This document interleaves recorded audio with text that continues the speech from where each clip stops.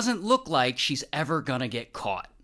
Until soon enough, Nadia is back living in New York, and she's bummed out, and she's trying to get over her mom's passing. But then one day, she's browsing Facebook, and she comes across a Facebook page, Cheesecake's Facebook page. And Nadia's like, oh hell no, I am gonna find this bitch.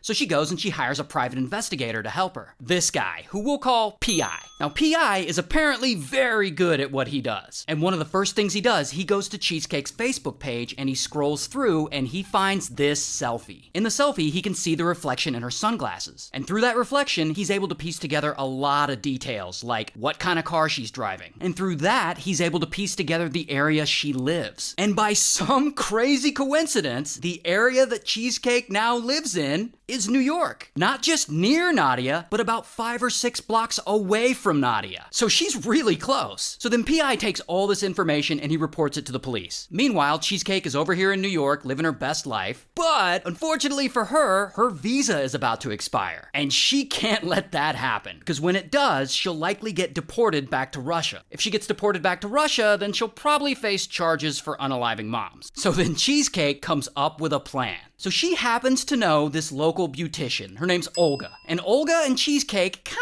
sorta look alike. So now Cheesecake wants to get out of trouble by stealing Olga's identity. So Cheesecake befriends Olga and she goes over to her apartment. But beforehand, she put poison in a slice of cheesecake. And she's like, here, try this cheesecake I got for you. Anyway, Olga tries the cheesecake, she gets poisoned, but luckily she survives the poisoning. Regardless, Cheesecake has already been reported to the police by P.I. And that same day that P.I. reported her, police go straight to Cheesecake's apartment and they arrest her. Here's her mugshot. And she gets charged with trying to unalive Olga with poisoned food. She goes to court, she gets found guilty, and she's sentenced to 21 years in prison. And the best part is when she gets out, she'll immediately get deported, which means she'll get sent back to Russia, and there she'll face charges for unaliving moms. Good luck with that. Shout out to New York and Russia.